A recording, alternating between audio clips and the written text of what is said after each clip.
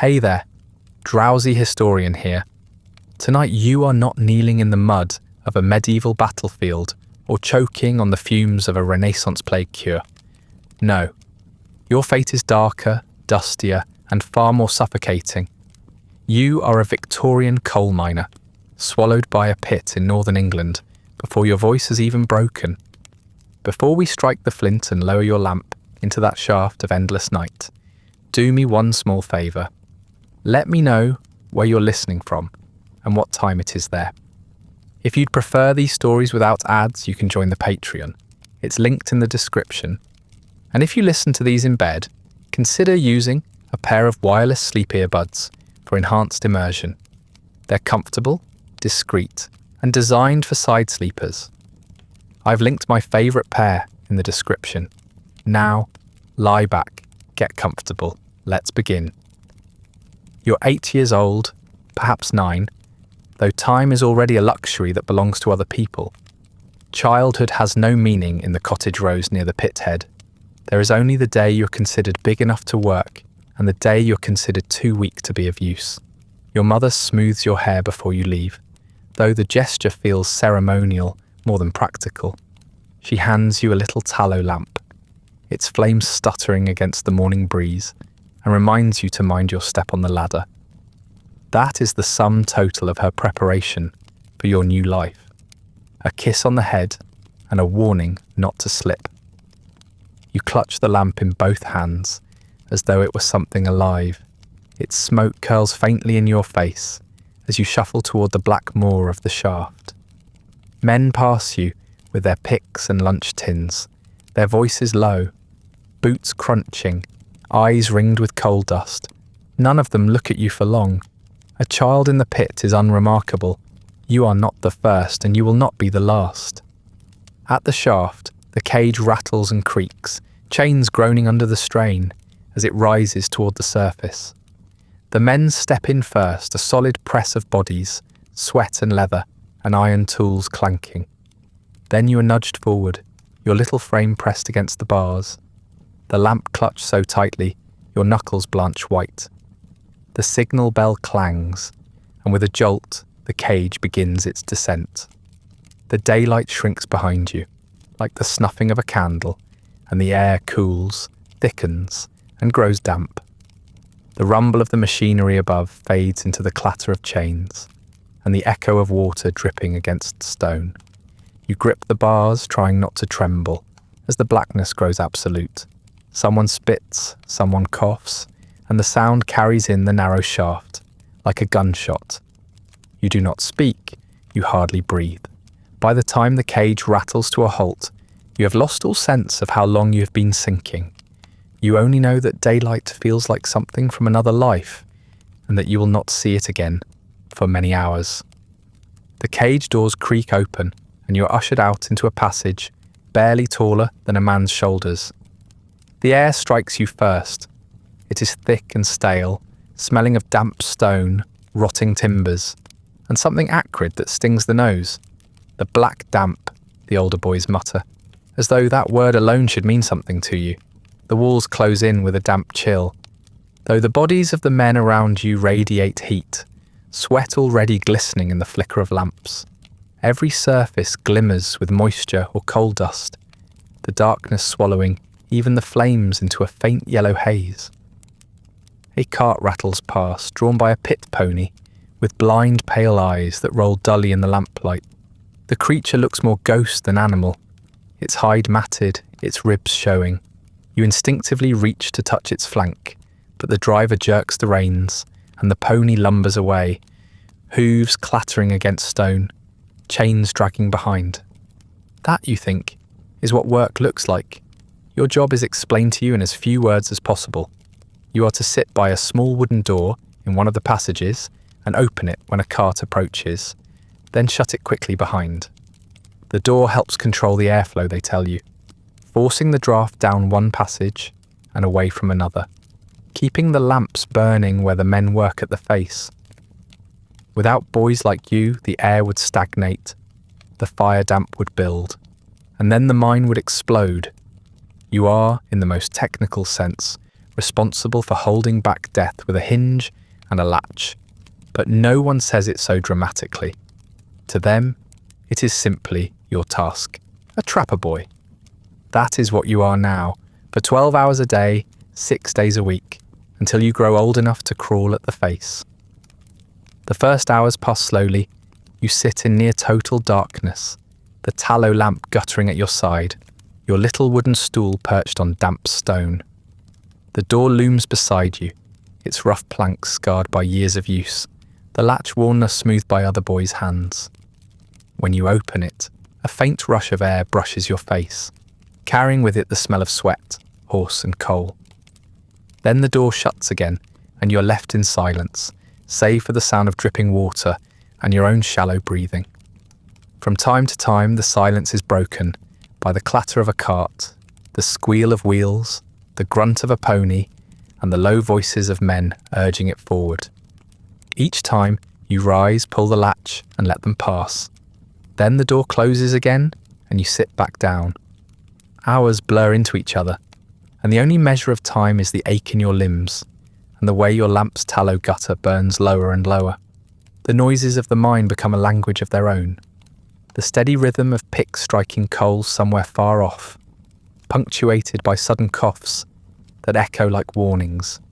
The groan of timbers as the weight of the earth presses down, sometimes splintering sharply, reminding everyone how thin the line is between tunnel and grave. Once you hear a dull thud that makes the ground shiver beneath you.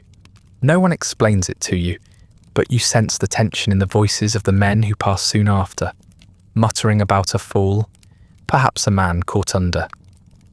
You do not ask questions. Children are not supposed to. You simply keep opening and closing the door. Your body adjusts slowly to the air, though never comfortably. The damp creeps into your bones, yet sweat sticks your shirt to your back. Your throat scratches with every breath, dust settling on your tongue, turning each swallow into grit. The lamp gives off a thin smoke that coils in your nostrils, leaving the taste of rancid fat.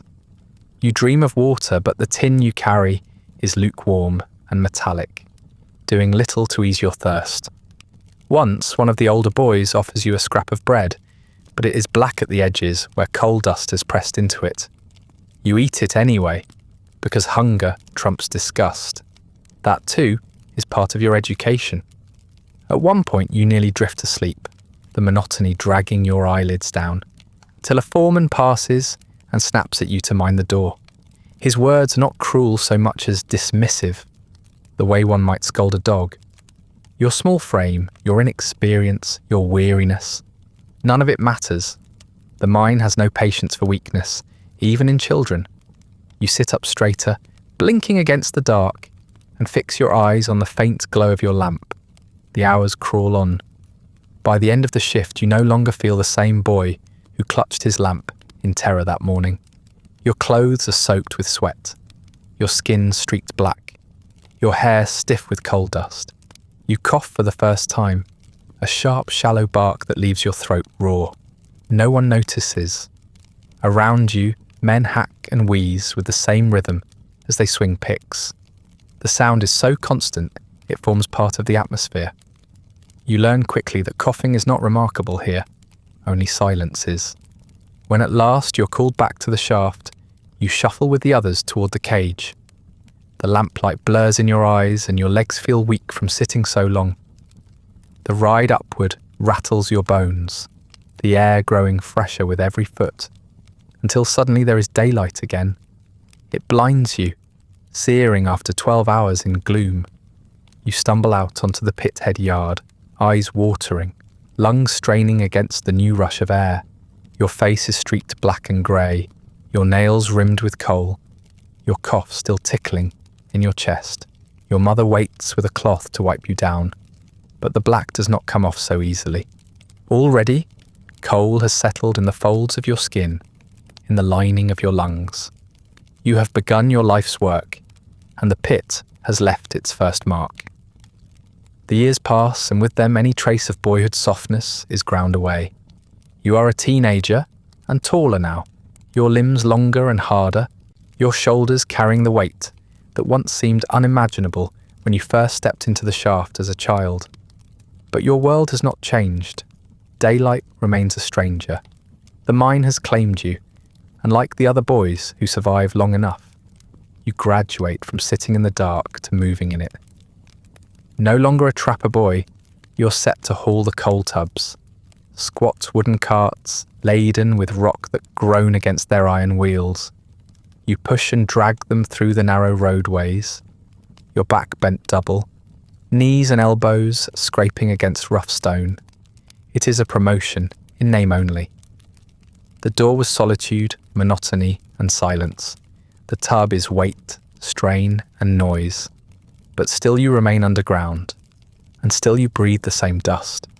The tubs are heavier than you can truly manage, though you learn to summon strength from necessity. A rope strap is looped over your shoulders, cutting into your collarbones, while your hands brace against the back of the cart as you strain forward. Your boots slip on the damp rock, water seeping through holes until your toes are raw, but you keep moving. The men at the coal face are impatient, their picks clattering steadily, their voices rough with curses if the tubs do not arrive in time. You learn quickly that there is no mercy in the rhythm of the pit. The coal must move, whether your body breaks or not. In those low passages where even crawling is too much, you wriggle on your belly like a worm, pulling at the tub with your hands, your face inches from the floor, your lamp flickering against the damp rock, your shirt soaks with sweat, your skin rubbed raw, but you carry on. Every boy does. When the tubs are filled, you haul them back, the wood creaking under the load, the iron rims screeching against stone. Sometimes you pass the ponies again, those pale-eyed creatures who spend their entire lives in darkness. Their hooves splash through puddles, their heads bowed under yokes, their breath steaming faintly in the lamplight. They are treated little better than you, fed sparingly, whipped if they falter, forgotten when they die. You do not envy them, though you recognise the likeness. Both boy and beast are fuel for the mine, to be used until broken. When you think of freedom, you think of daylight, though you glimpse it so rarely that it has become a kind of myth. Meals underground are brief and bitter. You sit on the damp stone with the others, your bread wrapped in a rag that cannot keep the coal from seeping in. By the time you eat, the crust is blackened and gritty, the butter, if you're lucky enough to have it, streaked with dust. You chew anyway, spitting out the worst of the grit, swallowing the rest. Your tea is cold, tasting of iron, and you drink it quickly before the foreman barks the men back to the face. Conversation during these meals is sparse, though sometimes the older men trade stories in low tones. They speak of accidents, of men caught under falls, of sudden blasts when the fire damp ignites and turns a passage into a furnace. You listen with wide eyes, understanding that each tale is half warning, half inevitability. These are not distant rumours, they are tomorrow's possibilities. You see your first roof fall when you're 14. The crack of splintering timber echoes down the passage, followed by a rush of dust that chokes the air and blinds the lamps. The men run toward the noise, some shouting, some silent, but all with the same grim urgency. When the cloud clears, you see the jagged rock piled where moments before there had been space to breathe. A man lies under it, his leg twisted, blood pooling black in the lamplight. He moans, then does not. The others dig frantically with picks and bare hands, dragging him free, though it is clear he is already gone. They lay him aside, covering his face with a rag, and then return to their tools. There is no pause, no mourning. The coal does not wait. You stand frozen, your chest heaving, until one of the men curses at you to fetch another tub. So you do. Explosions are rarer, but their terror lingers long after the sound has faded. One day, deep in the workings, a faint hiss builds into a roar as the fire damp catches a stray spark. The blast rattles the walls, the heat surges through the tunnels, and the lamps are snuffed out in an instant. You crouch on the ground, ears ringing, lungs burning with smoke. Around you men shout, though their voices sound muffled, as if carried from another world. When the air clears enough for the lamps to be relit, you see that 2 men are gone, swallowed by fire and darkness. Their absence is noted in murmurs, then forgotten in the rhythm of the picks. Work resumes, as it always must. You learn from that day that the mine is a living thing, unpredictable, hostile, and utterly indifferent. It takes what it wishes and gives nothing back. Your own body grows to fit this world, though never comfortably. Your back is permanently bent, your muscles hardened by constant strain, your skin marred by cuts and burns. The dust clings to you so thoroughly that even after scrubbing at the tin basin at home, your paws remain blackened, your fingernails rimmed with coal. Your mother shakes her head when she scrubs your shirts. Though she does not complain, the black is as much a part of her life as yours. At night, you cough into your blanket, the sound muffled so as not to wake your younger siblings.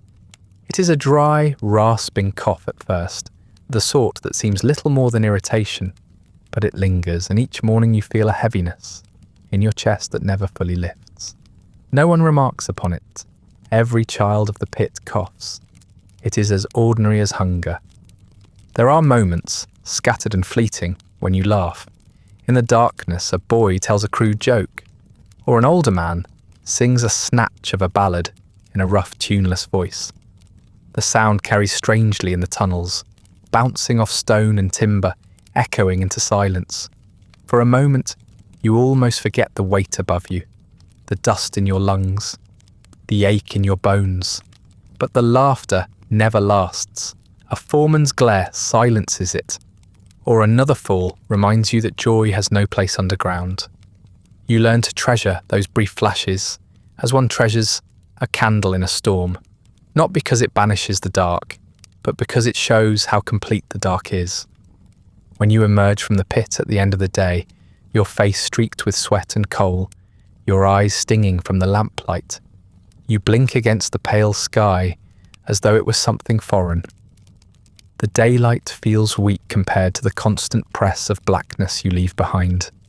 You swallow your supper in silence, bread and broth filling your stomach without taste, and then collapse onto the straw mattress, coughing into the night. No one asks if you are well. No one suggests you rest. A cough is not illness here. It is the sound of life continuing, the rhythm of lungs adapting to a world they were never meant to endure. And so you sleep, chest rattling faintly, while the pit waits for you to return. Your wages are no longer pocket money to ease the household burden. They are survival itself. The table at home depends on what you bring back from the pay office, your coins scattered into your mother's worn handkerchief, as though they were treasure, rather than the price of your lungs. Your father is gone, claimed by the pit before his time, crushed under a fall or worn out by dust or both, depending on which version of the story you believe. An older brother has already followed him down the same black road. That leaves you, scarcely into manhood, yet already bowed beneath the responsibility of keeping the family afloat. The mind does not acknowledge the weight it places upon your shoulders. It merely continues to grind, indifferent to how many sons and fathers it consumes. Each week after the long hours in the dark, you queue outside the pay office, shoulders stooped, boots slick with black mud, waiting for the clerk to call your name. The coins drop onto the counter, their metallic clink sounding momentarily satisfying until you notice the deductions scrawled beside your total. Lamp oil, docked. Tools, docked. Rent for the company cottage, docked. You find that the sum you collect is always less than what you imagined while hewing coal in the sweat and black damp. It is a trick of arithmetic you will never quite solve. How the harder you work, the less seems to remain. Yet you take what is offered, tip it into your pocket, and walk home with the weight of those coins already spent. At the cottage, your mother tips the money onto the table. She spreads the coins carefully, her fingers moving with practiced precision, sorting what must be paid, what may be spent, and what must be stretched until next week. Bread, oats, perhaps a little meat, if luck or generosity allows. Candle stubs, soap, the barest scraps of comfort. She counts in silence, her face lined deeper each year, while your younger siblings stare at the coins as though they were gold sovereigns rather than the dull coppers they are. You feel the sting of failure, though you know you have given every ounce of your body to earn them. Still, you never have quite enough. The company sees to that. It is said that Victorian progress is measured by the number of chimneys rising into the sky, by the trains thundering across the countryside, by the glowing lamps that banish the dark from city streets. You know the truth of that progress, for you have clawed it out of the earth with bleeding hands. Each bar of iron, each ton of coal, each new marvel of industry has passed first through the lungs of men like you. And yet, as the mine owner builds a new wing on his mansion, all high windows and polished banisters, your cottage sags further into the mud, its roof patched with tar, its floorboards warped with damp. He speaks of prosperity. You live among mildew. He boasts of empire. You cough into a rag by the fire. It is a curious kind of progress that seems to march only in one direction, leaving the miners behind in their own soot. Sometimes after wages are counted, you're sent to the company store. The prices are always higher than the market, though the market is far enough away to make the journey impractical. So you hand over your coins at the same place you earned them, receiving back flour that tastes faintly of grit, candles that burn too quickly, boots that blister your feet before they give way at the seams. The company keeps you hungry, tired, and indebted, and it calls this arrangement order. You may grumble quietly with the others, trading jokes about how the owner must have discovered a seam of gold under the office floor, but there is little laughter in the sound. The humour is brittle, a way of biting your tongue until it bleeds rather than screaming into the dark. The cottage is full at night, though never warm enough. Your siblings sleep crowded together on straw, your mother bending her weary back over mending by the hearth. You eat quickly, the bread tough, the broth thin, and then you collapse onto your own straw mattress, boots still by your side, ready for another day.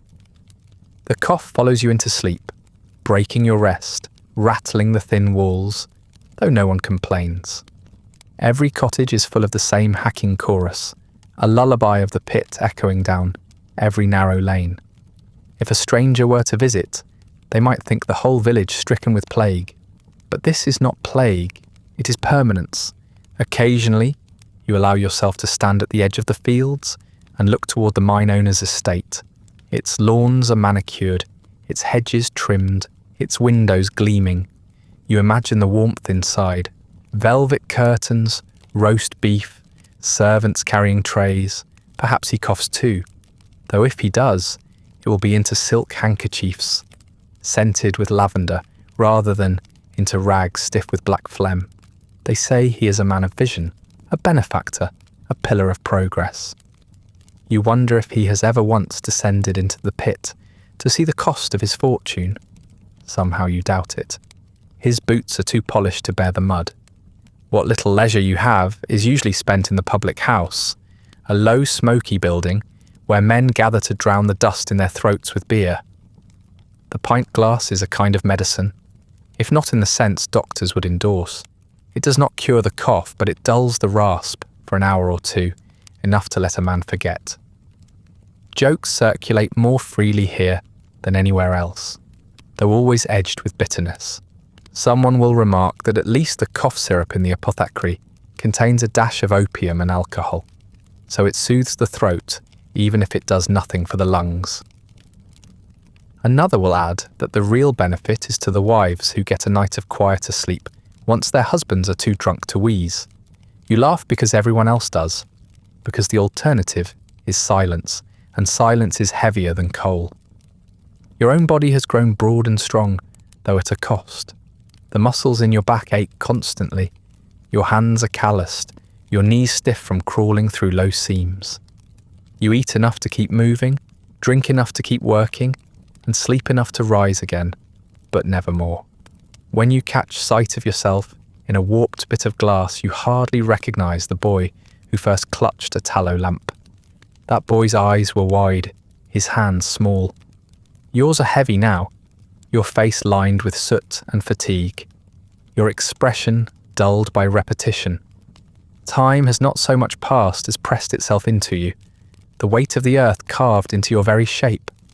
And yet, despite the exhaustion, there is no question of choice. Each morning before dawn, you pull on your boots, wrap a scarf against the chill, and take up your tin of tea. Your mother nods as you leave, her face drawn in lamplight, her hands already busy with mending. The village stirs around you, other men and boys moving toward the pit head in a weary procession. The whistle has not yet sounded, but you know it will soon, its shrill note carrying across the valley, summoning you all like cattle to the same dark service. The cough rasps in your chest, unnoticed, unremarkable. You walk on, the tin clinking faintly, at your side, back to the black mouth that waits to swallow you again. Your 20s arrive without ceremony, without gifts, without pause. You are a man now, not by choice, but by the demands of the pit. No longer hauling tubs for others or waiting by the trapdoors. You have been promoted to the rank of hewer, one of the men at the face.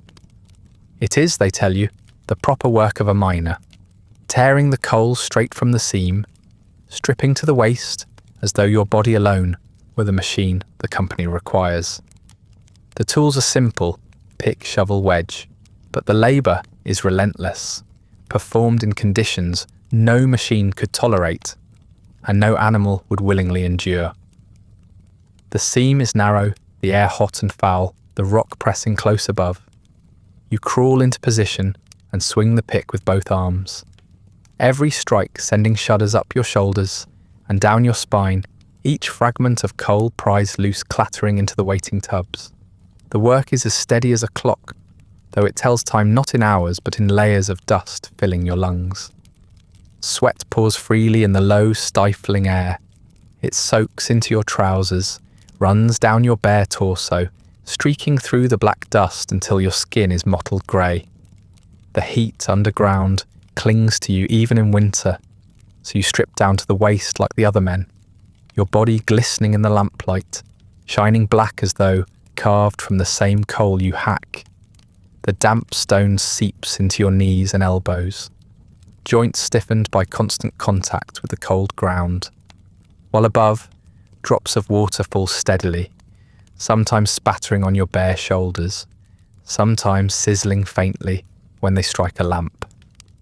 The air feels heavy, as if every breath must be fought for, dragged in through lungs that resist.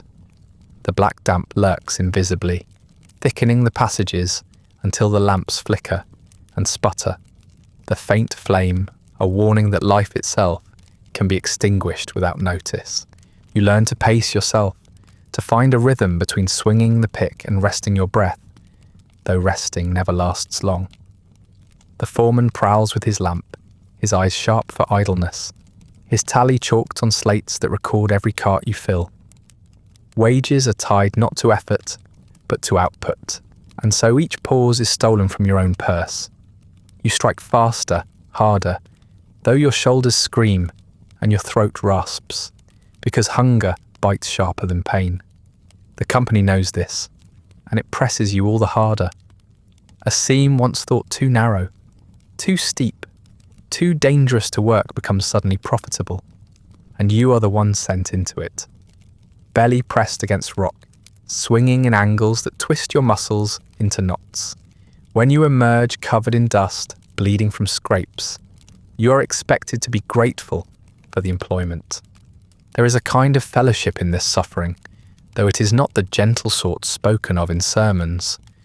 Among the hewers, camaraderie comes in muttered curses, in shared jokes told over the clatter of picks, in the brief exchange of a song hummed under the breath to pass the endless hours. Sometimes one man begins a line, and others pick it up, their voices echoing oddly in the narrow space until it sounds like the mine itself is singing. The words are often coarse, sometimes melancholy, but always familiar, binding you together in sound as much as in sweat. There are days when laughter rings out, sharp and surprising, sparked by a tale told too bluntly or a jab made at the foreman's expense. The laughter is short-lived but real, a momentary defiance against the stone pressing overhead. Accidents silence all of that. When the timbers groan too loudly and a section of roof gives way, the sound it makes is something you never forget. The split of wood, the rush of falling stone, the muffled cries of whoever was unlucky enough to be beneath. In those moments, tools are dropped and men rush forward, digging with frantic urgency, hands clawing at rock as though speed might reverse fate. Sometimes a man is pulled free, groaning, bleeding, broken but alive. Other times, what they drag out is limp, eyes wide, skin pale beneath the layer of dust. A rag is thrown over his face, and work resumes. There is no funeral at the coalface, no pause for mourning. Silence lingers for an hour or so, the men moving more stiffly, their jokes subdued, their songs absent. Then, because they must, they return to rhythm, and the sound of picks begins again. Death is an interruption here, not an ending. Your body hardens, your muscles bulge, your skin thickens into callus, but inside you feel the weight of every hour. You measure your days not by the calendar, but by the number of tubs filled, by the ache that grows in your shoulders, by the dust that lines your throat. When you return home, you collapse into the chair by the fire, too weary to speak. Your wife places food before you, ladling broth into a bowl, her own eyes hollow from sleepless nights with the baby. The little one fusses in a cradle patched together from rough wood, coughing faintly in imitation of you, though everyone insists it is only a passing cold. Another child may be on the way. There is always another mouth to feed, always another small body pressed into the narrow bed. The cottage feels crowded, the air stale, but it is yours, given on condition that you keep working the pit. You eat automatically, chewing the bread though it tastes only faintly of anything but coal. The broth scalds your tongue, but you barely notice. Hunger trumps every other sense. Your mother lives nearby still, in another tied cottage further along the row. She is widowed, dependent now on what charity her neighbours can spare, on what coins you can occasionally set aside. You visit when you can, though you rarely linger long. The silence there is heavy, her room's half empty, the walls damp and sagging. Once she cared for you when you stumbled home exhausted. Now she looks at you with tired eyes and tells you not to waste time on her, that your wife and children must come first. You nod, though the guilt lingers, weighing as heavily as the coal on your back. She coughs too, of course, everyone does. Yet you rise the next day and return, because there is no other path. Outside the pit, you are a poor man, with no trade but this, no skills but strength. Inside, you are a cog in the machine, necessary only so long as your arms can swing a pick and your lungs can drag air through the dust.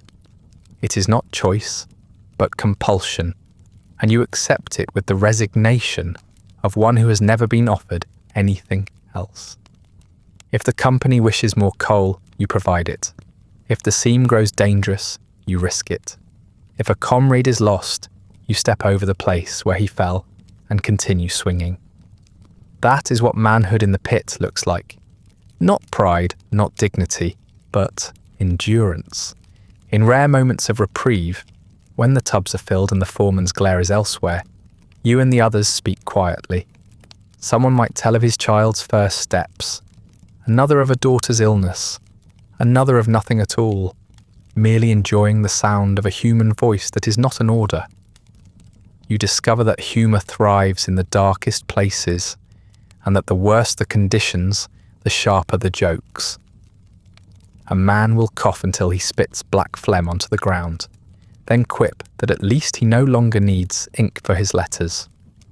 Another will point at the latest poster boasting of progress in industry and remark that the only progress he's seen is the speed at which his hair is falling out. The laughter is rough, cracked by coughing, but it binds you in ways words cannot. The songs are another kind of medicine, coarse ballads, mournful hymns, half-forgotten folk tunes carried on voices that echo in the tunnels. A chorus swells, falters, rises again, and for a moment the picks strike in time with the rhythm, as though the mine itself were keeping the beat. The words do not matter so much as the act of singing, of asserting sound against silence, of proving that you are more than muscle and dust. You are men, alive, defiant, if only for the length of a verse. Then the song fades, the picks resume their uneven clatter, and the dark swallows the sound whole. When the shift finally ends, you climb back to the surface with limbs trembling from exhaustion, your body glistening with sweat that cools too quickly in the night air. The sky looks pale, distant, and untrustworthy after so many hours beneath the earth. You walk to the pub with the others, boots heavy, voices low, shoulders slumped. Inside, the air is thick with smoke and the bitter scent of spilled ale. You order a pint of black beer, lifting it with hands still streaked with coal dust. The liquid burns faintly as it slides down your throat, loosening the rasp for a brief, welcome moment. The others do the same, swallowing greedily, sighing with something close to relief. They call it flushing the dust from the throat, though you know better. The beer does not wash the black from your lungs. It only dulls the edge, so you can face another day at the face. You drink anyway, because there is no other cure, and because for an hour or two, the cough sounds less like your own death sentence and more like a background noise you can pretend not to hear.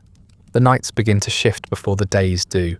At first, it is nothing more than a tickle, an irritation at the back of your throat that wakes you from what should be dreamless exhaustion. You roll over in the narrow bed, dragging the thin blanket closer to your chin, hoping it will pass quickly. But it does not.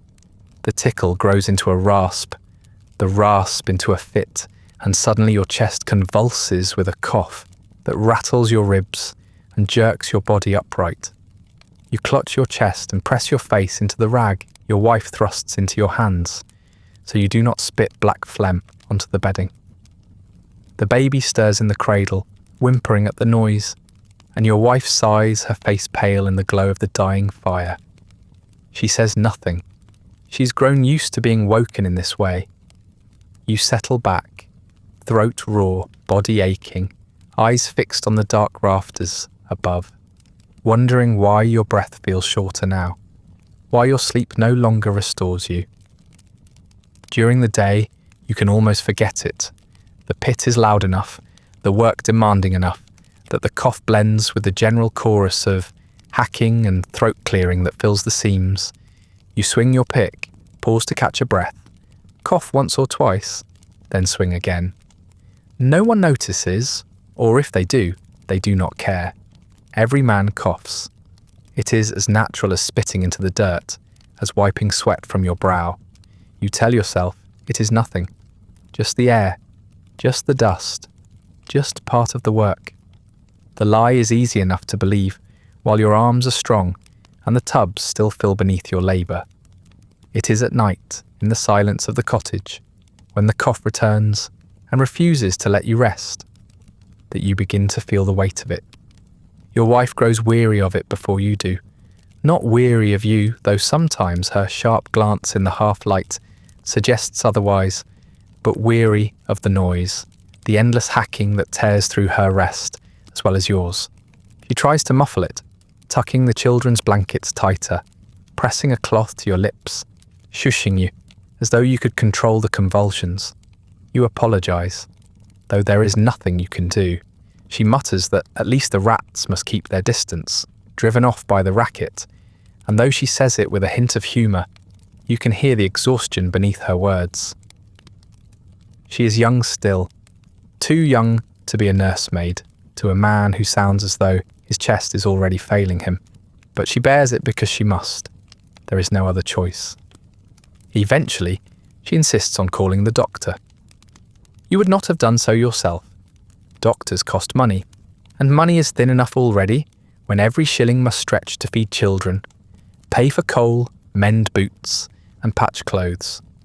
But after a night when you cough until you spit blood into the rag, she refuses to be silent. The doctor arrives in the afternoon, his boots polished, his coat unmarked by work, his little leather bag clasped tightly in his hand. He looks out of place in the cottage, his clean face sharp against the soot-stained walls, his manner brisk and detached. He asks a few questions, listens briefly as you wheeze and clear your throat, then presses the cold stethoscope to your chest. His brow furrows only slightly before smoothing again, as though he has seen it all before, which of course he has. Dust on the lungs, he says with a shrug, as if naming it were cure enough. The words carry no weight, no comfort, only a kind of finality that you cannot quite grasp. He advises rest, though both you and he know that such advice is nonsense. If you rest, you do not eat. If you do not eat, your children go hungry. Rest is a privilege for those who do not crawl on their bellies through black seams. Seeing the look on your wife's face, he softens his tone enough to recommend a syrup available at the apothecary, guaranteed to ease the cough and soothe the throat. You ask if it will cure you, and he says nothing at all, only snaps his bag shut and nods curtly before departing. The visit costs more than the advice is worth, but you pay anyway, because what else can you do?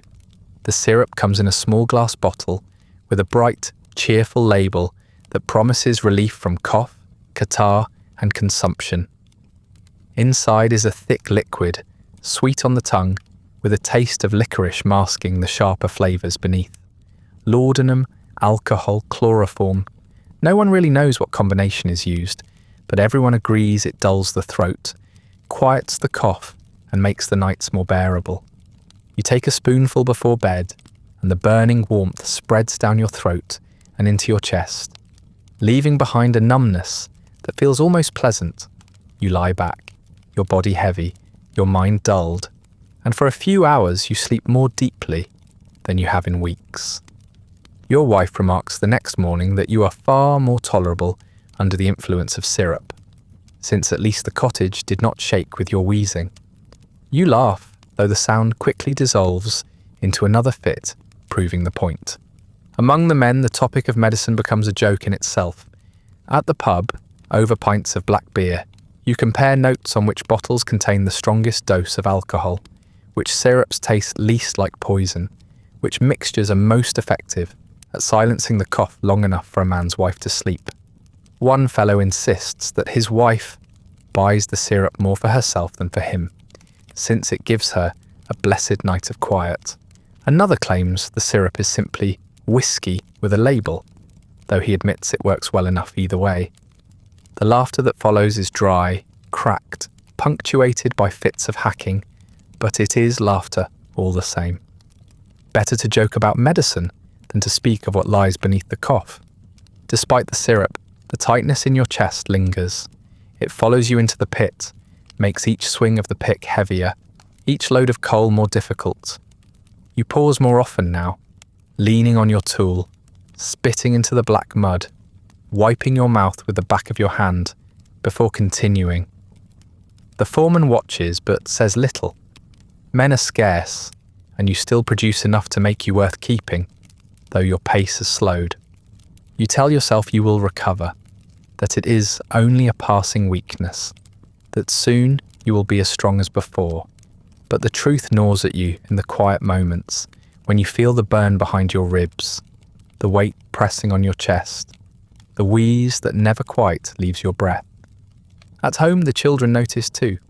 Your eldest clambers onto your lap, asking why your chest rattles like a cart on cobbles. You try to laugh, though the sound comes out rough, and tell him it is nothing. He coughs in imitation the way children do, and your wife hooshes him sharply. Her eyes flashing with fear, she tries to hide. The baby cries at the noise, and you hand the rag back to your wife, ashamed of how it is always damp now, always stained. You begin to dread the nights, not for the cough itself, but for the way it steals peace from those around you. Still you rise the next morning as you always do. You pull on your boots, fill your tin with tea, and step out into the cold air with the others, the pit head looming ahead. Your chest is tight, your throat raw, your body weary from a night of broken sleep. But wages do not pause for coughing, and the mind does not care if you spit blood into your rag. You walk on, lamp swinging faintly at your side, toward the black mouth that waits to swallow you once more. The cough lingers, no longer a nightly nuisance, but a constant undertone to your days, as familiar as the scrape of your boots on stone, or the rattle of a cart along the rails. It catches you at odd moments, while stooping to lace your boots in the morning, while taking the first swallow of tea from your tin, while lifting your child onto your lap. At first you try to smother it, pressing a rag to your mouth so the sound is muffled, swallowing hard to keep it at bay. But the body has its own intentions, and the cough forces its way out, leaving your chest raw and your eyes watering. In the pit, surrounded by men who wheeze and hack as frequently as they swing their picks, you might almost believe it is normal. Yet there is something in its persistence, in the way it digs deeper into your chest each week, that unsettles you, even as you try to convince yourself otherwise.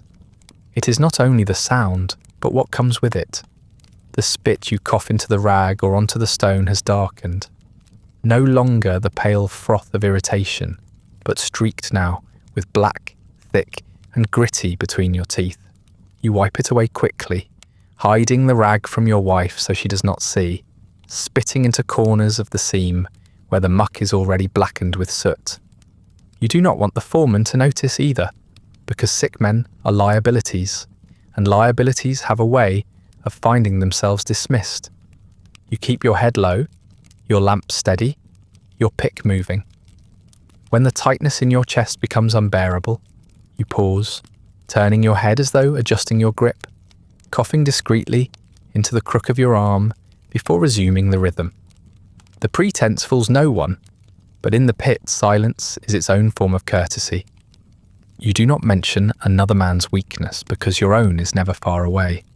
The dust is everywhere now, not only in your lungs, but in every part of your life. It sits on your skin in a fine layer that no amount of scrubbing can fully remove, turning the water in your basin black, settling again before your flesh has dried. It cakes under your fingernails, grits between your teeth, and clings to your hair until it shines dull and lifeless in the lamplight. You taste it in your food no matter how carefully your wife covers it, the bread flecked with black grains that crunch between your teeth, the broth carrying a faint bitterness no herbs can disguise. Even the tea, boiled until strong enough to melt iron, tastes of soot. Your children have grown used to this as well. Their lips are smudged with it, their hands blackened before midday, their lungs already catching small coughs that mimic yours. They play in the dust. They eat in the dust. They sleep in the dust, and you cannot help but feel that you have carried the pit home with you, filling the cottage with its darkness until it has become impossible to tell where the work ends and life begins. At night, when sleep does finally claim you, the dust pursues you still. In your dreams, you find yourself crawling through seams so narrow that the walls press into your chest, filling your mouth with grit until you choke awake. You dream of coughing in the dark, the sound echoing endlessly, reverberating off stone until it becomes indistinguishable from the groaning timbers that hold back the roof. You wake drenched in sweat, throat raw, mouth parched, and for a moment you cannot tell if the dream has ended or if you're still underground. Your wife mutters in her sleep beside you, turning over, pulling the blanket tighter, used to these disturbances by now. The baby coughs once in the cradle, a sound so faint it might have been missed, if not for the way your ears have grown tuned to every echo of illness. You lie awake, staring at the ceiling, the dust thick in your throat, certain that even in dreams you cannot escape it. The village itself seems constructed from coal dust.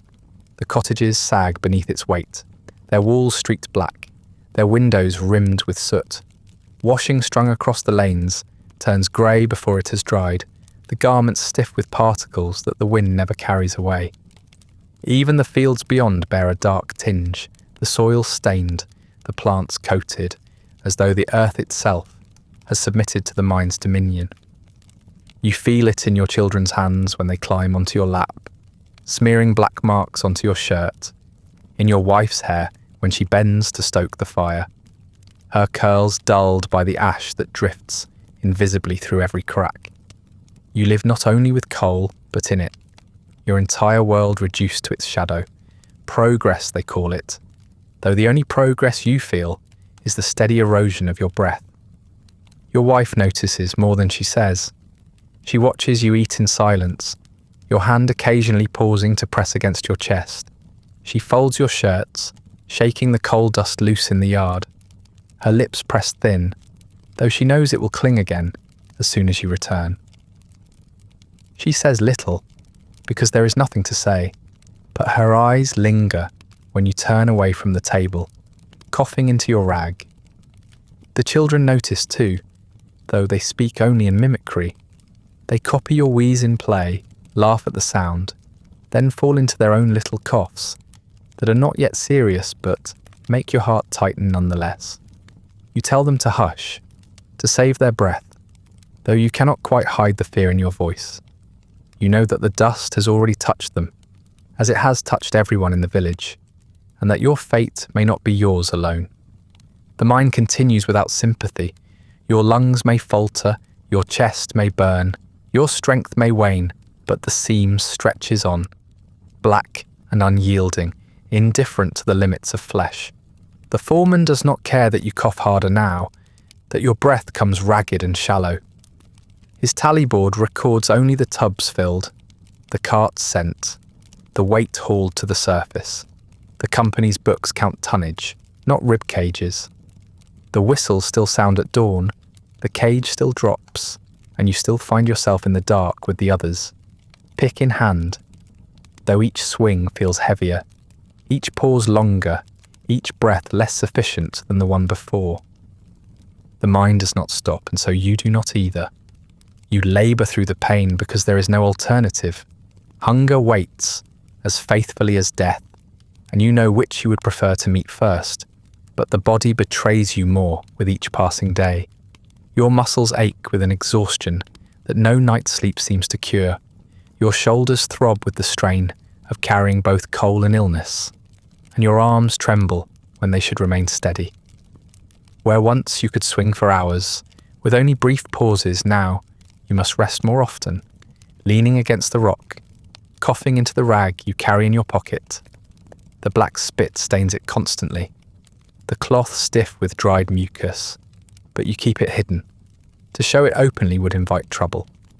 You force yourself back into rhythm, back into the endless clatter of picks, but the rhythm breaks more often now, fractured by the sound of your lungs refusing their duty. The others notice, though they do not speak of it directly. Some offer you silent pity, stepping past you without remark when you pause, pretending not to see the tremor in your hands. Others mock you quietly, calling you slow, half dead already, a weak link in the chain. The words sting, though you know they are spoken more from fear than cruelty. No man wants to be reminded of what lies ahead, of what the dust does when it settles too deeply.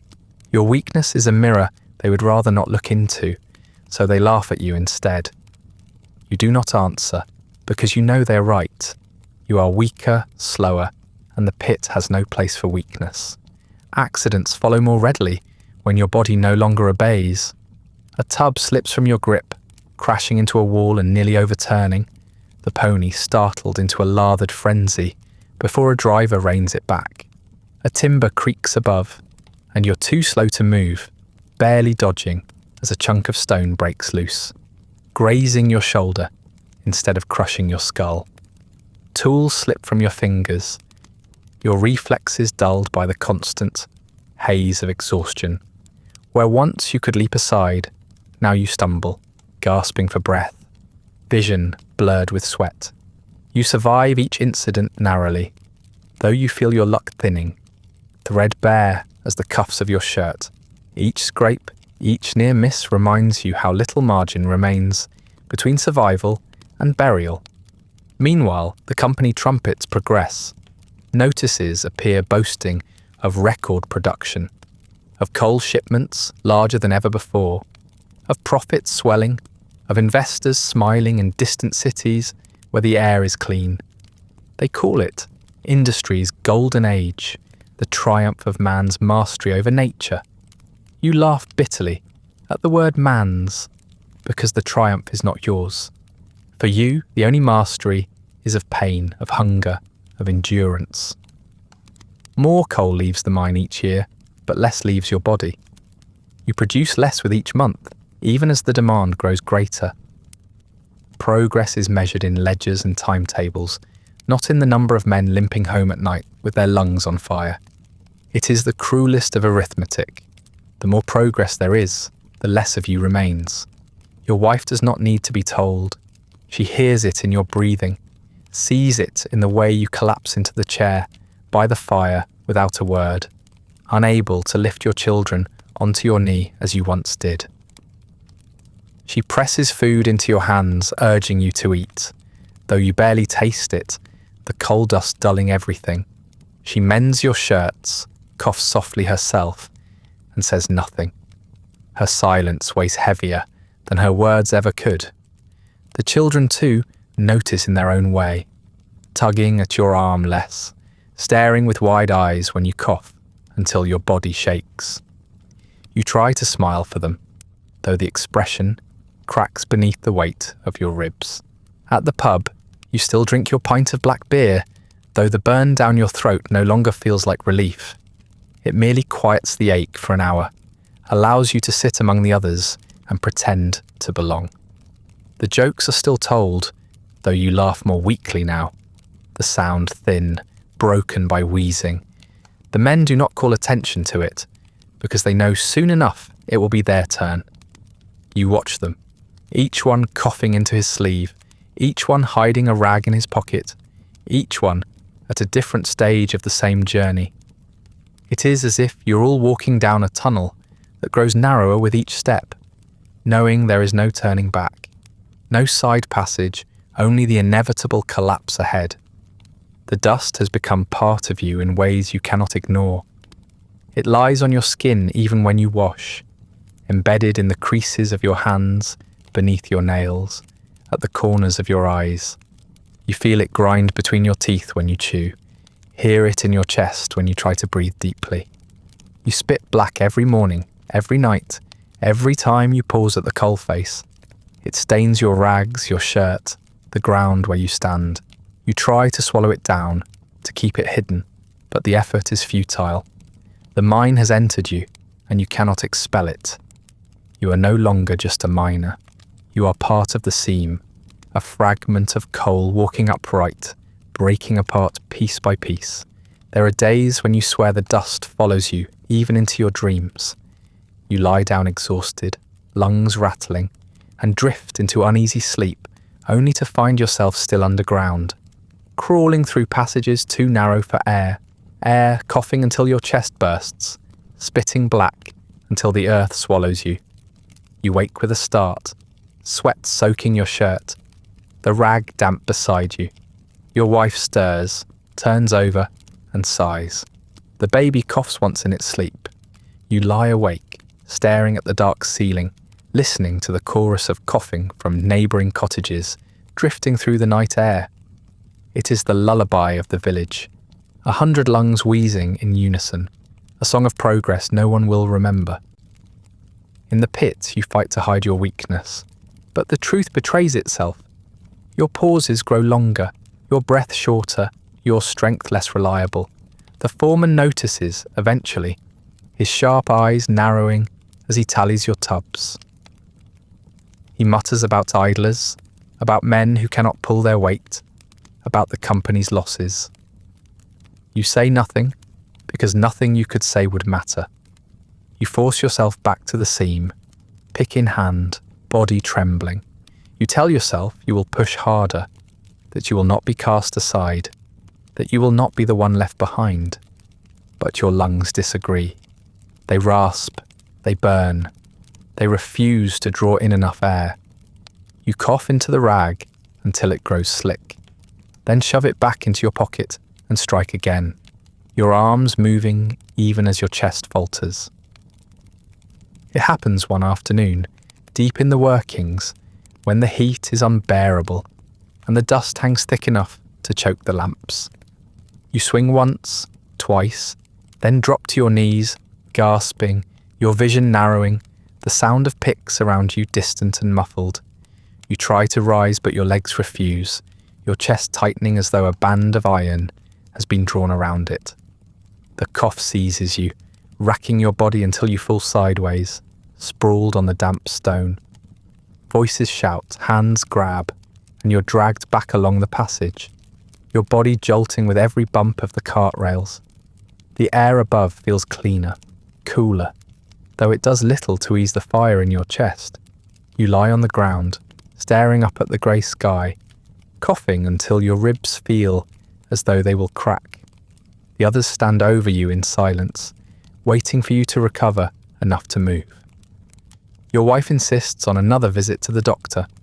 After the collapse underground, after the coughing fits that leave you bent double with a rag pressed to your mouth, after the nights when you choke so violently she fears you will stop breathing entirely, she refuses to let it pass as something ordinary. You resist at first, not from courage, but from shame and from the knowledge of what the visit will cost. The last consultation drained coins you could scarcely spare, and the syrup it purchased dulled your throat without curing it. Still, your wife is firm. She has watched you stagger home too many evenings, watched you spit black phlegm into the fire, watched your children stare at you in silence when the coughing seizes you. She will not take your excuses any longer. When she tells you that she has already sent word, you do not argue. The doctor arrives in the late afternoon, his appearance as incongruous as ever in the soot-stained cottage.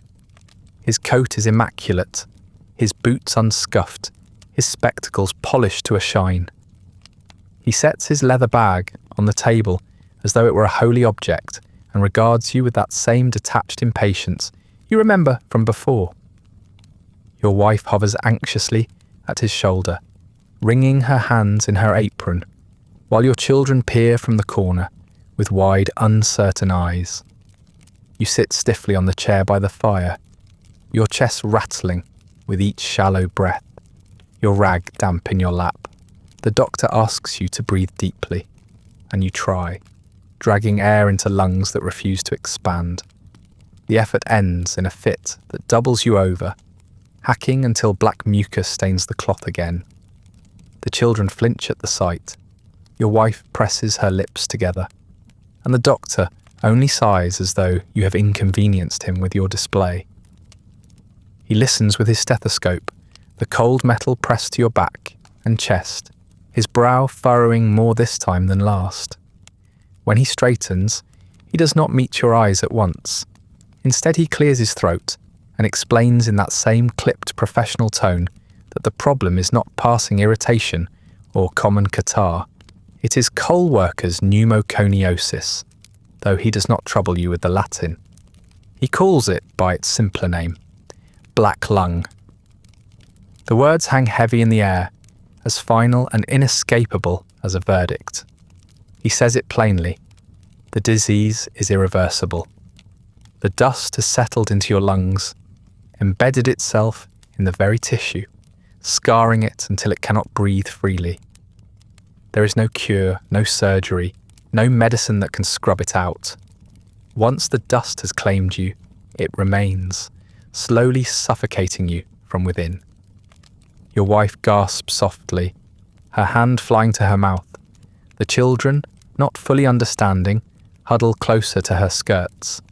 You sit motionless, staring at the doctor, as though waiting for him to correct himself, to soften the words, to offer some thread of hope, but none comes. Instead, he begins to lecture about the importance of rest. You should avoid exertion, he says, as if you had the luxury of choice. You should spend time in the open air, he suggests, as though there is clean air to be had in a village where every breath carries soot.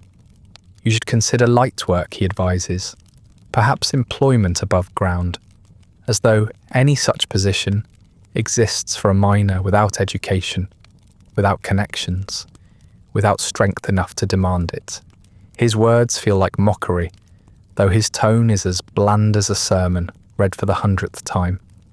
He prescribes powders and syrups, the same assortment of bottled promises you have already tried, now in greater quantities, laudanum to quiet the cough, morphine tinctures to ease the pain, camphor lozenges to clear the throat. None of it will cure you, he admits, if pressed, but all of it will make the symptoms more bearable. He scribbles on a slip of paper, his handwriting sharp and unreadable, and instructs your wife to purchase them from the apothecary.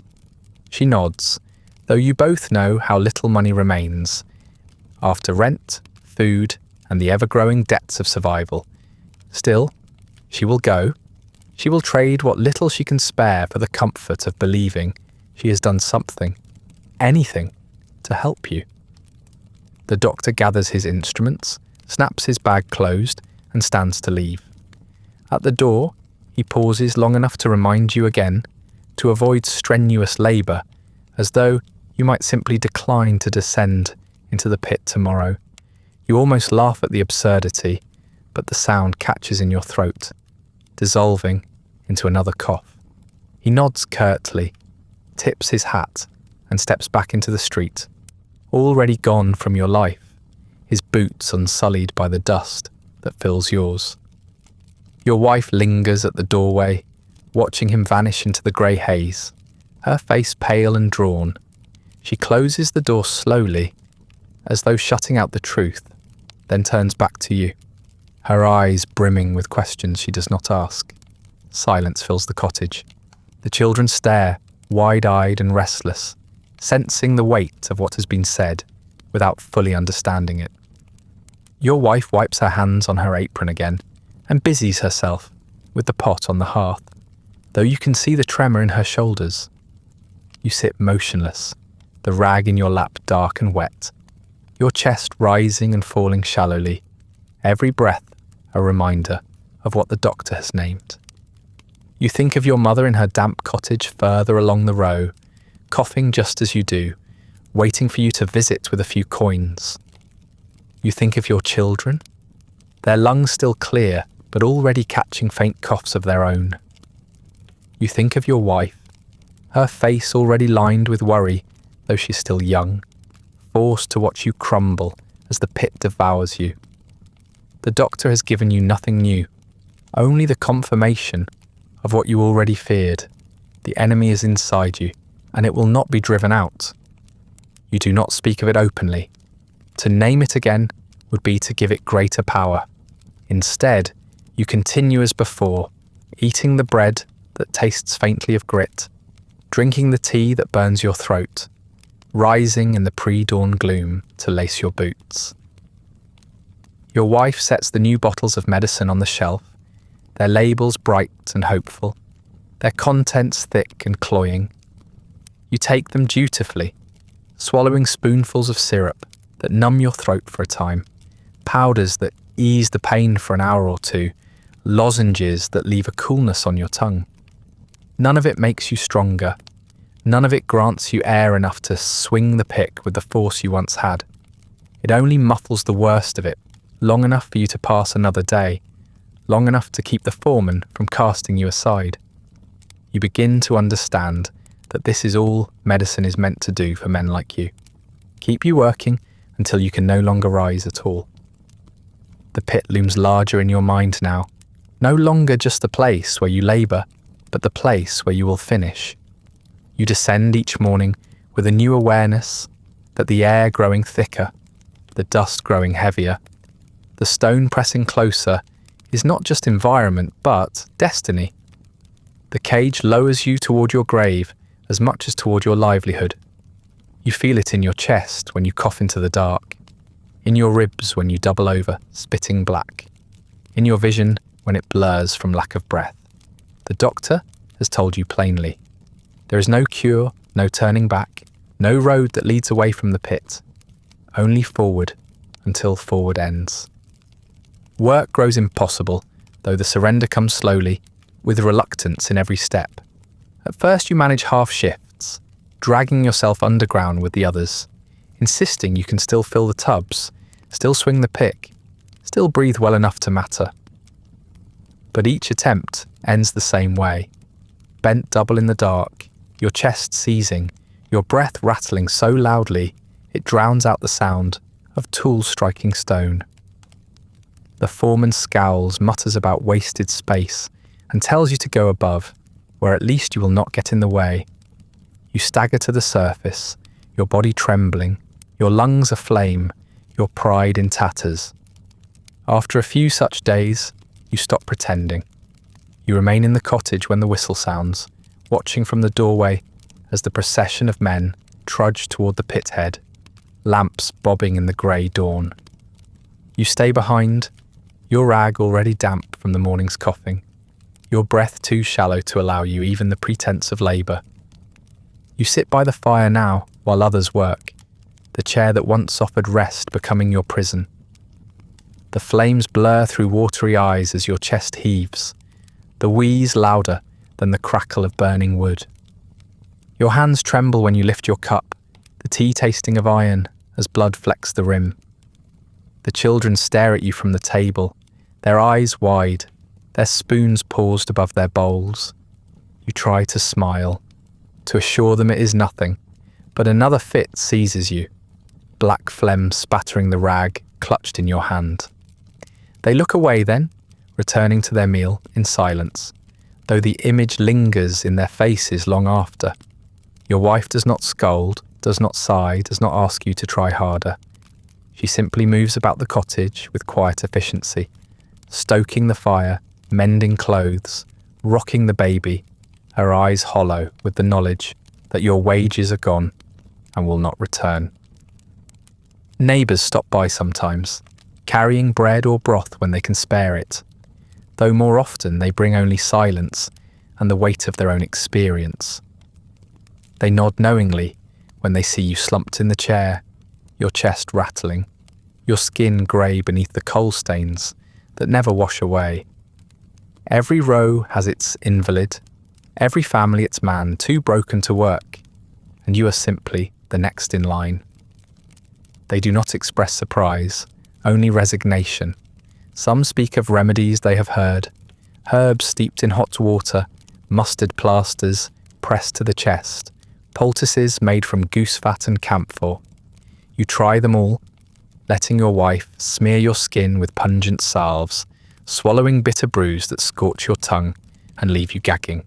None make a difference. The cough continues, the black spit flows, and the air remains too heavy to breathe. There are those who suggest prayer, and you try that too. You sit in the chapel with your wife and children, bowing your head while the preacher speaks of suffering as a test, of illness as a burden shared with Christ, of eternal reward awaiting the faithful. The hymns rise around you, voices straining to fill the wooden rafters, but you cannot sing. Each attempt ends in a fit of coughing that rattles the pew, leaving your children staring at the floor in embarrassment. You wonder if God hears you when your chest convulses, if he marks you as one of his tested, or if he simply turns away as the company does, counting souls the way they count tons of coal. When the service ends, the neighbours pat your shoulder with pity and walk on, leaving you no better than when you entered. Faith offers words but not air. At home, remedies continue, each one tried with desperate hope and abandoned in disappointment. Vinegar mixed with honey, hot water poured over onions, lozenges bought at the apothecary with the last of your coins. The syrups return as well, thick and sweet, laced with alcohol and opium, bringing numbness that is almost pleasant but never lasting. You take them at night, the warmth spreading briefly through your chest. Your cough softened enough for your wife to rest. She thanks the medicine, though not you, and you cannot blame her.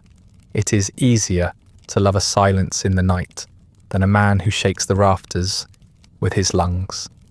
You swallow another spoonful and close your eyes, knowing it will not cure you, but welcoming the lie for the few hours it buys. The children adapt, as children do, their games shifting to accommodate the sound of your cough. They mimic it sometimes, doubling over in play, clutching their ribs and spitting into imaginary rags, then collapsing in laughter. You try to laugh with them, though the sound emerges more like a wheeze, and they quickly turn away, embarrassed. Your eldest avoids your gaze altogether now, sensing more than he understands. He knows that your weakness means fewer coins on the table, less food in the pot, more strain on his mother's hands. He is still small, but already you see in his face the hardness that will come when he joins the line to the pit head. You want to warn him, to beg him not to follow you, but the words dissolve in another fit, leaving only silence. The cottage feels smaller with each passing week, the air inside thick with the sound of your wheezing. The fire smokes more often, or perhaps you simply notice it more now, each curl of ash burning in your lungs. You sit staring into the embers, your body too weak to move, your breath too shallow to allow anything but stillness. Your wife works tirelessly around you, scrubbing, patching, cooking, carrying the weight you once bore. You watch her hands grow raw from the laundry she takes in from neighbours, her back stoop as she bends over endless mending, her face tighten with fatigue. She never reproaches you, but the silence between you grows heavier each night. You once returned home with wages, however meagre, however docked. Now you return nothing but the sound of your cough echoing in the rafters. Sometimes you manage to step outside, leaning on the door frame for support, gulping the air as though it might prove cleaner than what lies within. It never does. The soot hangs in the village just as heavily as in the seam, carried on every breeze, settling on every surface. Children chase each other through it, their laughter sharp against the wheeze that fills your chest, but you cannot join them. You cough into your rag, spit black into the mud, and return to the chair by the fire, defeated. The world beyond the pit and the cottage shrinks until it is little more than smoke, dust, and silence. Your mother visits when she can, though her own body is bent and weary now. She sits beside you, her breath shallow, her cough no less insistent than yours. The two of you speak little, your conversations broken by the rhythm of your lungs. She tells you not to worry, that she managed before and will manage again, that your wife and children are strong enough to endure. Her words are meant as comfort, but you hear the resignation in them, the knowledge that the pit has stolen too many already and will steal more still. When she leaves, walking slowly back to her damp cottage further along the row, you watch her stooped figure fade into the smoke and wonder which of you the mine will claim first. And through it all, the whistle of the pit continues to sound each morning, shrill and unrelenting, summoning the men to another day of labour. You lie awake in the dim light, listening to it echo across the valley. Relief washes over you at first because you're not among them, not crawling into the dark with lungs that cannot bear it. Yet the relief curdles into shame just as quickly, because you know that you're failing, that your wife shoulders the burden alone, that your children eat less because you can no longer provide. You sit in the chair, coughing into your rag, hearing the whistle fade into silence as the men descend, and you feel both grateful and condemned. You are spared the pit, but not its cost. Without steady wages, the family sinks further, though you all try to pretend at first that nothing has changed. For a few weeks, your wife manages to stretch the coins you saved, buying less bread, watering the broth, mending clothes that ought to have been replaced long ago. But the cupboard empties quickly when nothing new is added, and soon the meals grow thinner still. The children complain of hunger in their sleep, turning restlessly on the straw mattress, murmuring about food they cannot have. Your wife ignores her own stomach to divide the bread more evenly, slipping her share to the youngest when she thinks no one is looking. You notice, of course, though you say nothing. Your silence is its own form of guilt. Each meal is now a reminder of your absence from the pit, of the wages that no longer fall onto the table with the dull clink of survival. Debt grows as relentlessly as the cough. The company store still opens its doors, though the tally of what you owe lengthens with each week. Lamp oil, candles, flour, soap, all written neatly into the ledger, their prices marked higher than any honest market would ask. The clerk smiles thinly as he adds the numbers, his pen scratching out a record of your decline more accurate than any doctor's notes. He does not refuse you, because it is not in the company's interest to refuse. Debt ties you as firmly as wages ever did, ensuring that even if you never swing a pick again, you will remain chained to the pit in one way or another. You sign with a trembling hand, feeling each stroke of the pen as though it carved into your lungs. The debt grows heavier than coal, pressing upon you even in the stillness of the night. Your wife takes in washing from neighbours to earn a few pennies, her hands raw and red from scrubbing at basins until the water turns black with other people's dirt. She works from dawn until long after the children have fallen asleep, bending over the tubs, hanging damp garments across ropes that sag beneath the weight. The smell of lye fills the cottage, stinging your throat, though you say nothing. She does not complain either, but the slump of her shoulders tells you more than words ever could. Sometimes she mends clothing for others, her needle flashing in the lamplight, her eyes squinting until they water. She is younger than her face now suggests, her features worn not by years but by unending strain. You watch her from your chair, coughing into your rag, and feel yourself diminish with every stitch she sews. The children begin to pick up scraps of work as well. Your eldest runs errands for neighbours, carrying parcels and fetching water, his legs thin but quick. The younger ones scour the slag heaps for bits of coal missed by the carts, their small hands blackened, their pockets filled with fragments that barely keep the hearth alive for an extra hour. They return home triumphant with their meagre finds, expecting praise, and you smile as best you can, though the smile feels broken at the edges. Their pride is real, but so is your shame. You should be the one filling the hearth, the one placing coins into your wife's hand, the one who feeds them with your strength. Instead, you sit wheezing in the corner, watching your children shoulder the burden that should be yours. The cough has stolen not only your breath, but your role, leaving you little more than an invalid in your own home. Neighbours continue to nod knowingly, though their sympathy has grown more distant. At first they stopped by with loaves, with broths, with whispered encouragements. But as the weeks turned into months, they came less often. Every family has its invalid, and they cannot afford to carry yours as well. When they pass you in the lane, they still nod, but their eyes flick away quickly, their steps hurrying. Pity is a luxury no one here can spare for long. In truth, you cannot blame them. You would have done the same when you were still strong, sparing no more than a glance for the man slumped by his hearth, his cough drowning out the crackle of the fire. Now you are that man, and you see how quickly the village forgets its broken limbs. You feel yourself a burden more with each passing day. Your wife does not say it, but you see it in her movements. The way she does not meet your eyes when she returns from a long day bent over basins. The way she sighs softly when you cough through the night. The way her hands tremble when she counts the coins and finds them lacking. The children too, though they love you, have grown quieter around you, their laughter muffled, their play subdued in the presence of your wheezing. You imagine they remember the man who once lifted them onto his shoulders, who swung them about the yard, who filled the cottage with stories after supper.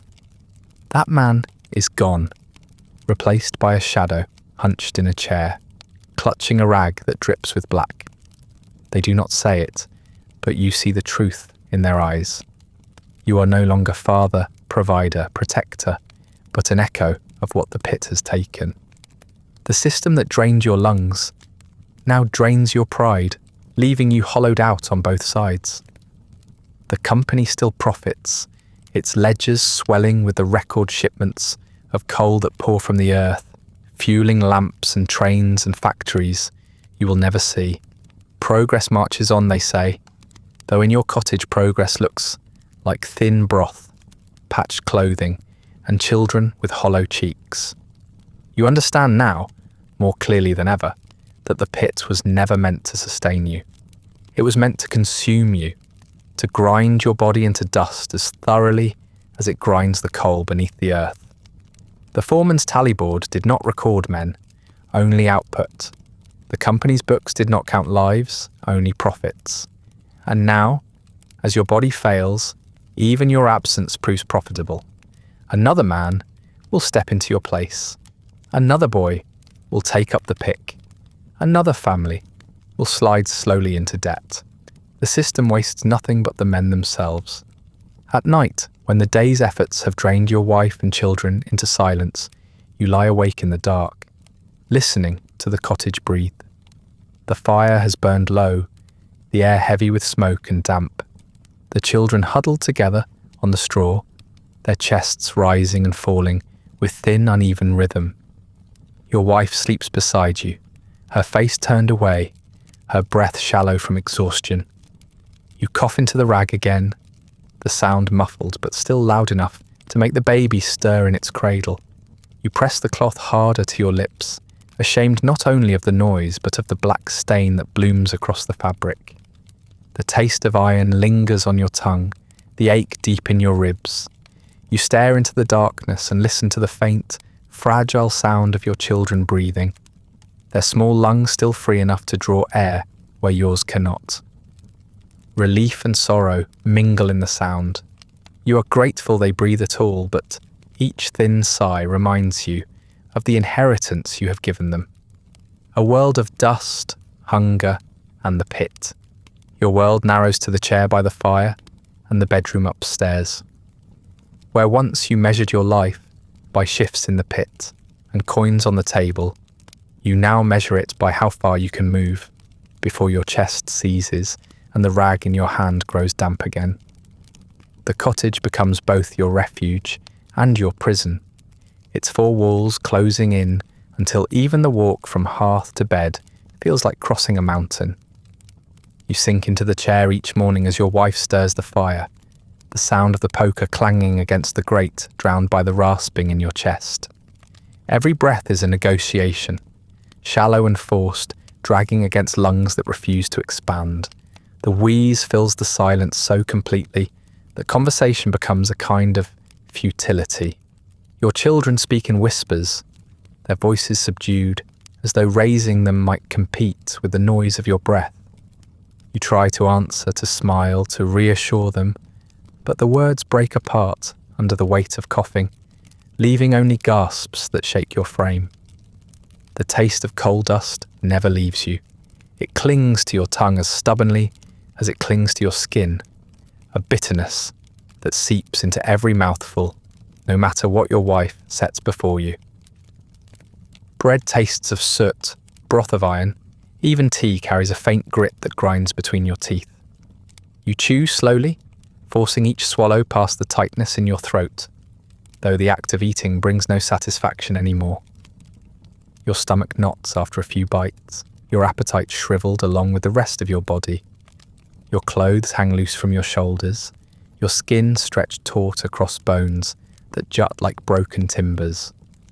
Where once you were broad, your arms corded with muscle, your back thick with strength, now you are gaunt, your chest sunken, your body wasted by an enemy you cannot fight. The pit stripped you of your breath first, then your strength, and now it strips you of your very shape, leaving only a hollowed figure slumped in a chair. Even the smallest movements become battles. To rise from the chair and cross the room takes minutes, your hand braced on the table, your knees trembling, your lungs seizing before you reach the other side. The stairs are worse, their narrow steps looming like cliffs. You climb them slowly, one hand gripping the rail, the other clutching the rag that never leaves your side. Each step forces a pause, each pause filled with coughing that shakes the walls. By the time you reach the top, your vision swims, black flecks crowding the corners of your eyes, your chest clamped tight. You collapse onto the bed, gasping, your wife hovering at your side, pressing a cool cloth to your forehead while the children watch from the doorway. You lie there until your breath steadies, though it never steadies fully anymore, only enough to convince her that you will not die this time. The sound of your wheeze follows you everywhere. It drowns the crackle of the fire, the murmur of your wife's prayers, the laughter of your children at play. Even silence cannot escape it. It fills the cottage until it feels like another presence in the room, louder than any words, more constant than any hymn. At night, when the cottage grows still, the rasping echoes in your own ears, so loud it seems impossible that the others sleep through it. You lie awake listening to yourself. The steady, ragged sound of a body unravelling. It feels unnatural, obscene even, that life should sound so much like death rehearsing its part. You press the rag to your lips to muffle it, but the sound does not cease, only grows wetter, thicker, until it drowns your thoughts entirely. Visitors come less often now. Neighbours who once stopped to nod knowingly pass by your door without knocking, unwilling to hear the sound of your decline, unwilling to sit in a room where every conversation must compete with your lungs. Even your mother's visits grow rarer. Her own cough has worsened, her steps slowed by age and illness. When she does come, the two of you sit together by the fire, speaking little, your conversations broken by fits of coughing that answer each other like signals. She tells you she is proud of you, though you hear the sadness behind her words, the grief of a woman watching her son fade in the same way her husband did. When she leaves, your wife closes the door softly behind her, her lips pressed thin, her silence as heavy as the coal dust that coats every surface. Your wife bears the weight without complaint, though you see it in her eyes when she thinks you're not looking. She works until her hands are raw, washing, mending, cooking, coaxing what little food she can from scraps and debts. At night she sinks into bed beside you, her body trembling with exhaustion, her face turned away as if she cannot bear to watch you struggle for each breath. You do not blame her. Your children avoid the chair now, their games moved outside or into corners, their laughter subdued when it drifts back through the doorway. They are young, but they know enough to be frightened by the sound of your breath, by the sight of your gaunt frame, hunched in the firelight. They watch you as though waiting for something, for the day when the coughing finally does not stop. You want to tell them it will be all right, but the words dissolve in your chest before they ever reach your lips. The medicines clutter the shelf above the hearth, their bright labels faded, their contents dwindling. Syrups, powders, lozenges, all promising relief, but delivering only moments of quiet. You swallow them dutifully, your wife pressing them into your hands with a determined look, as though each spoonful might yet turn the tide. The opium-laced syrups numb your throat. The alcohol warms your chest. The lozenges cool your tongue, but nothing reaches the blackness inside your lungs. At best, they dull the edge for an hour, enough to let you rest, enough to give her hope. You play along, though you know they are nothing but a masquerade, a way of pretending you're still a man rather than a body unravelling in slow motion. The pit has already claimed you. The medicines merely disguise it. Sometimes you dream of the mine, though you have not descended in months. You dream of crawling through the seams, your lamp sputtering, your pick in hand, the dust swirling so thick you cannot see.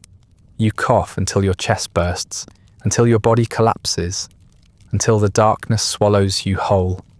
You wake drenched in sweat, gasping, clutching at your wife's arm, certain for a moment that you're still underground. She murmurs soothingly, pressing the rag to your lips, wiping the black spit from your chin, telling you to rest. But you cannot rest. Even in sleep, the dust follows you, filling your lungs, filling your dreams, filling every corner of your shrinking world. The chair becomes your throne of suffering. You sit there each day, staring into the fire, the rag clutched in your hand, your chest rattling with every breath. The world beyond the cottage shrinks until it no longer exists. The pit is a memory, the pub a place you hear of only from others. The fields beyond the village, an unreachable distance. Your life is measured in the space between hearth and bed, in the moments between coughs, in the shallow gasps that pass for breathing. You feel yourself wither, your body shrinking, your presence fading, until you're little more than a sound. The wheeze, the cough, the rasp of a man dissolving. One evening, after a day spent entirely in the chair, you decide to climb the stairs. Your wife is upstairs with the children, settling them into their narrow bed, and you wish to join them, to see their faces as they drift into sleep. You rise slowly, bracing yourself against the table, your knees trembling, your chest already seizing with effort. The first step leaves you breathless, the second shaking, the third nearly unbearable. You grip the rail, dragging yourself upward, coughing so violently you see black spots swimming before your eyes.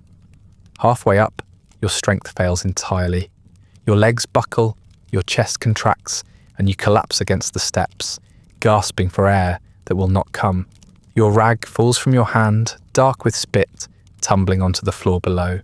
You claw at the rail, your vision narrowing, your breath caught forever halfway between inhale and exhale, as though the world itself has locked the air away from you. You're bedridden now, the stairs no longer something you attempt, the chair by the fire abandoned because the journey between it and the bed has become impossible. You lie on the thin mattress upstairs, the ceiling beams looming above, your chest rising and falling shallowly beneath the blanket. Nights stretch into endless vigils of coughing, your body convulsing until you're slick with sweat, your throat raw, your ribs aching as though each one has been cracked. The rag never leaves your hand, already dark before the night begins, already stiff before the morning light slips weakly through the small window. You do not sleep so much as drift in and out of consciousness, carried between fits of breathlessness and the shallow relief that follows.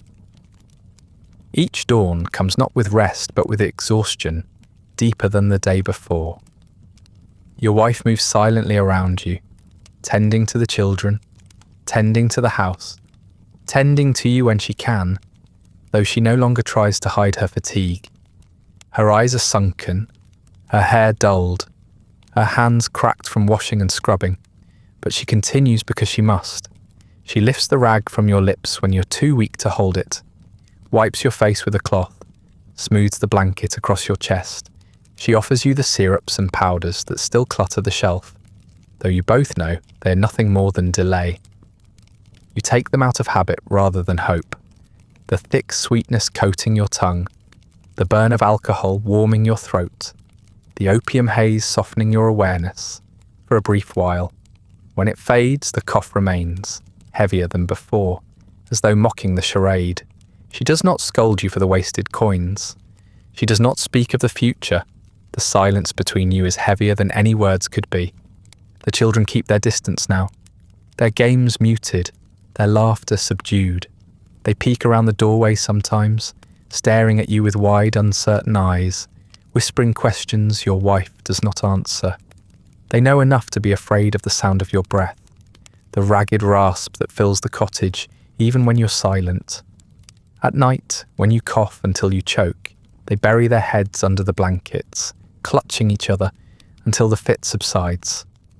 In the mornings, they move quickly past your bed, on their way to the door, rushing out into the street, where the air, though still heavy with soot, feels cleaner than the suffocating silence inside. You do not call to them, do not ask them to stay, because you cannot bear to drag them into the orbit of your suffering. Better that they remember the man who carried them, however briefly, than the one who lies motionless beneath a blanket, hacking his life away. Death comes slowly, so slowly that you almost convince yourself it will not come at all.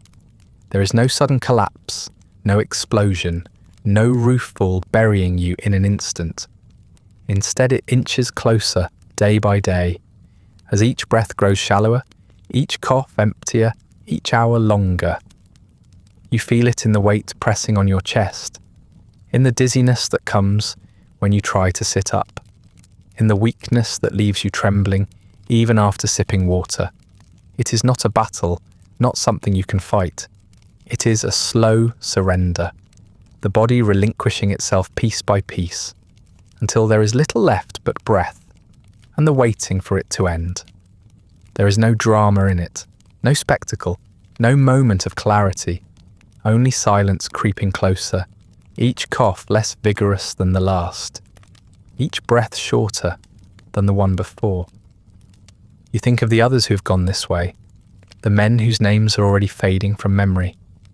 You remember neighbours who once sat at the pub, their laughter echoing over pints of beer, now spoken of only in passing, their deaths marked by a brief pause in conversation before the tally of coal resumes. You recall the boys who grew into men beside you, in the seams, their bodies strong, their lungs already scarred, vanishing one by one into the same silence that now surrounds you. None of them were remembered beyond the street they lived on, the debts they left behind, the cough that lingered in their cottages. You realise you will be no different. The pit does not keep records of its dead, only of its tonnage. Your life will not be marked in history, only in the faint stains on your rag, the black dust in your lungs, the hollow left in your bed. Your mother coughs in her own cottage further down the row, her body as frail as yours, her steps slower with each passing week. You imagine her lying much as you do now, staring at her ceiling, waiting for the same silence to claim her. You wonder if she hears you at night, your fits echoing down the lane, mingling with her own, a duet of decline. You do not visit, cannot visit, but you know she understands. She has watched this path before. She watched your father walk it. She watched neighbours vanish along it, and she knew from the start that you would too. The knowledge offers no comfort, only the bleak assurance that you're part of a pattern so common it barely deserves notice. The village goes on around you, indifferent. Each morning the whistle of the pit sounds shrill across the valley, summoning the men to their shifts. You hear it from your bed, the sound cutting through your fitful sleep, and you feel both relief and bitterness. Relief that you no longer have to drag yourself into the shaft, bitterness that the world moves on without you, that the pit does not pause even as it buries you. Through the window you see the procession of lamps bobbing in the dawn, the line of men trudging forward, their faces black, their bodies bent. You know they too carry the dust inside them, that they too will one day collapse in their chairs, in their beds, coughing into rags. But for now they march, and you remain behind, forgotten even before you're gone. As the days grow fewer, you speak less. Your breath is too shallow to form words, your chest too tight to allow speech. Your wife no longer expects conversation. She sits by the bed mending clothes, her needle flashing in the dim light, her silence unbroken except for the sound of your wheeze. She looks at you sometimes, her eyes tired, her expression unreadable. You want to tell her you're sorry, that you never meant to leave her with nothing but debts and children and a cottage full of soot. You want to thank her for the years she bore beside you, for the patience, for the labour, for the nights she endured your coughing. But the words never come. They remain locked in your chest, smothered beneath the dust, unspoken until they dissolve into silence. The end is quiet, undramatic, almost unnoticeable. One night the coughing is weaker than before. The fits less violent. Your body too frail to convulse as it once did. Your wife wipes your face with a damp cloth, presses the rag to your lips, and tells you to rest. You close your eyes, your breath rattling shallowly, each one shorter than the last. The children sleep nearby, their small bodies huddled together, their breathing thin but steady. You listen to it faintly, wishing you could hold on to the sound, wishing you could believe they will escape what you have given them. Your chest rises, falls, rises again, then falters. The silence that has crept closer each day finally arrives, filling the cottage, swallowing the rasp, leaving only stillness. Your cough ends. Your body is buried quickly, cheaply, without ceremony. A coffin knocked together from rough boards, lowered into a shallow grave in the corner of the churchyard. A handful of neighbours gathered in weary silence. Your wife stands with the children, her face pale, her eyes fixed on the ground, her thoughts already turning to the debts that remain, the meals that must still be found, the life that goes on without you. There is no monument, no stone, no record beyond the parish book. The earth is shovelled back, the mound flattened, the grave indistinguishable from a dozen others. The cough that once filled your cottage is gone, replaced by another man's elsewhere, and already the village forgets. The next morning the pit whistle sounds again, shrill and unrelenting, summoning the men to work. The line forms as it always does, lamps bobbing in the dawn, boots dragging through the mud. The pit does not pause, does not mourn, does not notice. You are gone, and the seam is still there to be worked. And that brings us to the end of tonight's slow descent into the life of a Victorian coal miner, a world where industry promised progress, but the only certainty was dust in your lungs, hunger at your table, and a grave dug cheaply while the pit carried on without pause. Feel free to like, subscribe, or leave a comment with another forgotten corner of history you'd like explored next. If you'd like early access to more of these quiet descents into forgotten history, ad-free audio of the episodes, or just want to support the show, there's a link to the Patreon in the description. If you're listening on a podcast app, a rating or review helps more people find their way to these stories.